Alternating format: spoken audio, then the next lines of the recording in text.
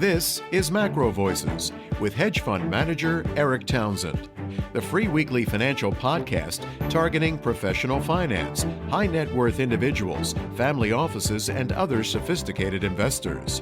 MacroVoices is all about the brightest minds in the world of finance and macroeconomics telling it like it is, bullish or bearish, no holds barred. Now, here are your hosts, Eric Townsend and Patrick Ceresna.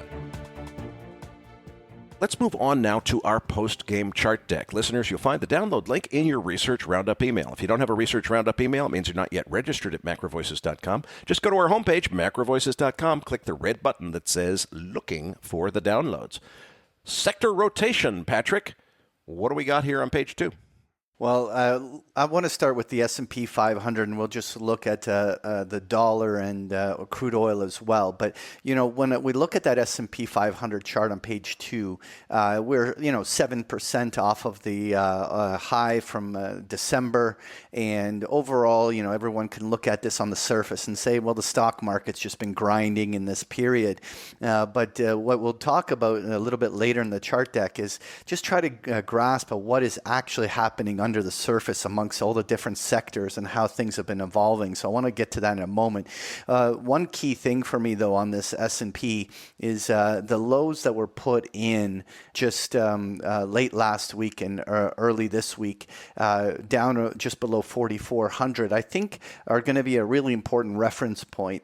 Overall, if the stock market does have enough gas in the tank to go and retest its highs, even if the whole year is going to be defined as one big trade range, if we are first destined to go higher, we should see those lows hold. And what I'm going to be looking for is follow through above today's highs around the 45 and a quarter areas where I'm keeping a close eye on there.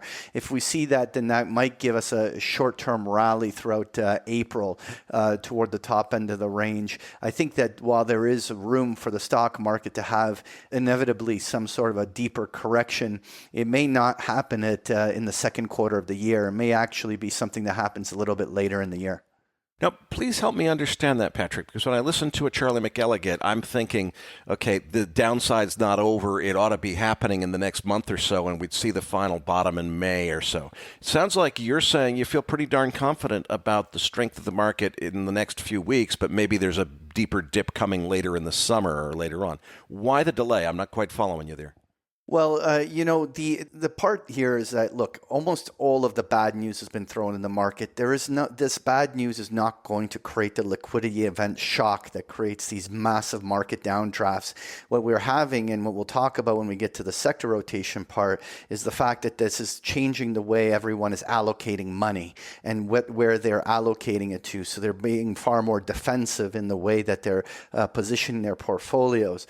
But listen, if this Ukraine situation and rising commodity price and all of these Fed rate hikes and everything like this being thrown at the market, if that has not caused the market to break on the downside immediately now, then what will? At least on the short term. And I think there needs to be a new catalyst introduced to the market to create that shock.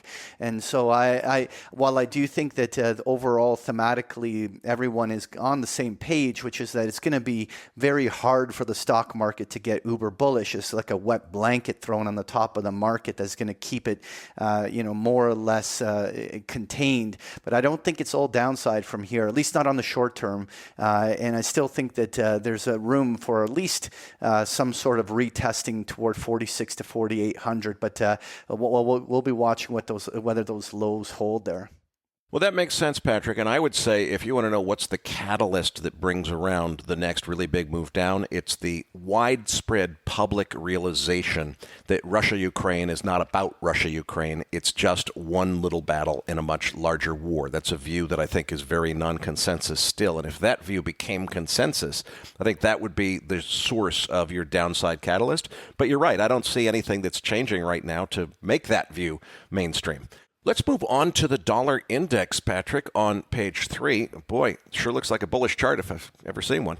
Yeah, and what we continue to see is the pattern of dips being bought. What continues to be the case, and what's actually something that I don't have on the chart here is the big move that just happened on the U.S. dollar versus the renminbi.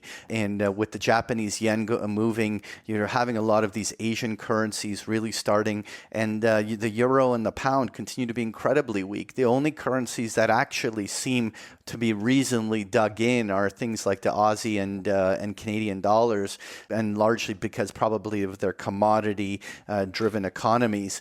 But overall, I think that the primary trend of the dollar remains intact. But I wanted to just move on though to crude oil, and you can sort of give me feedback on my observations. But overall, obviously, we had this huge pop on crude on the front months that saw that big reaction to the obvious boots on the ground between Russia and Ukraine that caused oil to spike. But really, since then, we've been more or less in a sideways consolidation, and about $30 swings higher and lower from the peak price to the low. And the question really is that how long does the market need to backfill and consolidate before the next trend move breaks out? And for me, I think it's really simple to now just anchor off of the $100 round number on this contract, because if we see that crude oil is consolidating here in this kind of 100 to 110 area, it may very well attempt to break out, and I'd be really curious whether or not in the most intermediate term here, whether oil can actually make another full bull leg higher. What levels are you watching on crude? Well, definitely a sustained move above that spike peak to 130 would be a big move. But, the way I look at this chart is it just perfectly says to me what we saw was a buildup to that oh my gosh moment when people were threatening nuclear war. We got the test of 130, and now we're seeing what looks like a very, very typical consolidation pattern where we kind of whipsaw up and down and find our way to a consolidation about halfway through that last really big push that occurred on the news of nuclear threats and so forth coming out of Ukraine and so forth. And, clearly, if you think what's about to happen here is Putin and Biden suddenly make friends, decide to be best buddies and go play golf together, well, then oil's going down, straight down. And, if you're going to live in that fantasy, you might as well make it playing golf at Mar-a-Lago with former President Trump caddying for them, because I think that's about as realistic as this conflict with Russia being over anytime soon. The way I'm seeing this is there's lots of room for more dips to happen lower as we get various little bits of news that don't really give us the whole picture, and it looks like maybe things are getting better. Of course, there's going to be dips lower. Eventually, I think what you find is there's no clean resolution to this, and World War III really is happening, just like Pippa and Mike have warned us. And if that's the case, we go higher, not lower, in the long term from here. Let's move on to page 5, where I have the New York Stock Exchange, a percentage of stocks above their 50-day moving averages. And I like to use this as a breadth indicator of just, how many stocks are participating in terms of trending. And we're more or less pivoting back and forth around the 50% line. And I wanted to use this as our kind of conversation starter into what's going on underneath the hood, and when looking at the different sectors within the market. We basically have a scenario where, rather than the market crash occurring on the reaction to the Russian events, what we really have now seen is that portfolio managers are rather focusing on reallocating capital to more defensive sectors. And so I wanted to, on pages 7 through to 10 or 11, just talk about the sectors that are working. So what we're seeing is that the sectors such as the consumer staples, which are clearly broken 52-week highs and just a ripping higher. You have the healthcare space that temporarily broke to a higher high and trading very close to those 52-week highs. You have the metals and mining ETF that has been broke to a fresh 52-week high back in February and has not looked back. You have the energy ETF and those huge energy companies just continuing to plug higher, even as oil oil corrected, these energy stocks keep making 52-week highs.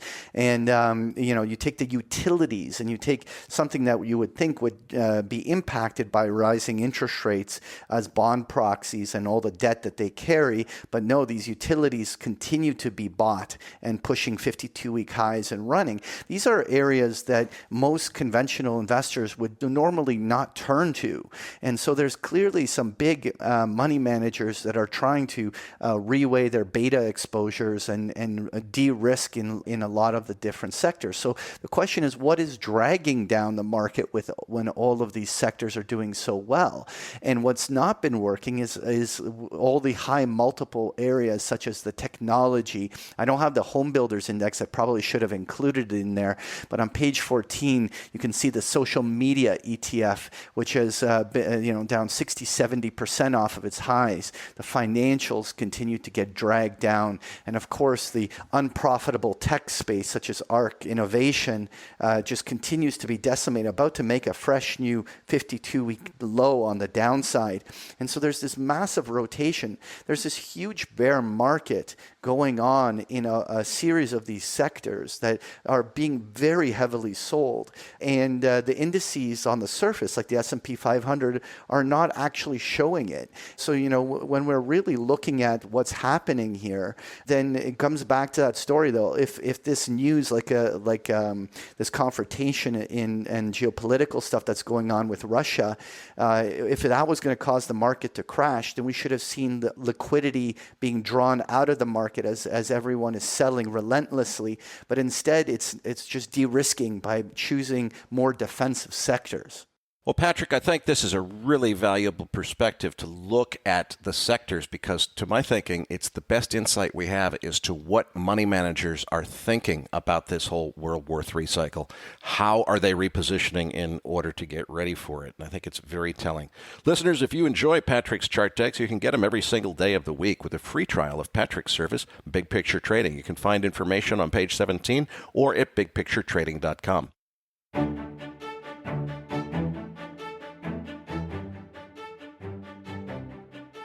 That concludes this edition of MacroVoices. Be sure to tune in each week to hear feature interviews with the brightest minds in finance and macroeconomics. MacroVoices is made possible by sponsorship from BigPictureTrading.com, the Internet's premier source of online education for traders.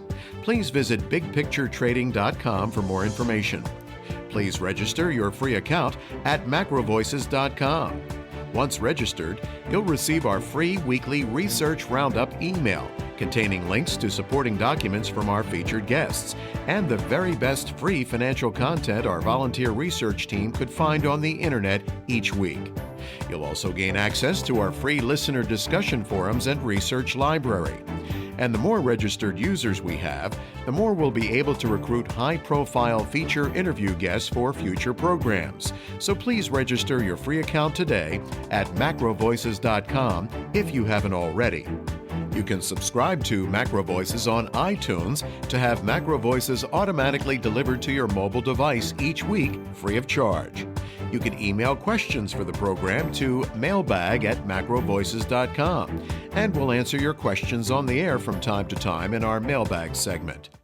MacroVoices is presented for informational and entertainment purposes only. The information presented on MacroVoices should not be construed as investment advice. Always consult a licensed investment professional before making investment decisions.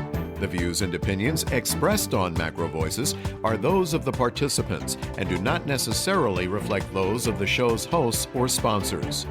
MacroVoices, its producers, sponsors, and hosts Eric Townsend and Patrick Ceresna shall not be liable for losses resulting from investment decisions based on information or viewpoints presented on MacroVoices. MacroVoices is made possible by sponsorship from BigPictureTrading.com and by funding from Fourth Turning Capital Management, LLC. For more information, visit MacroVoices.com.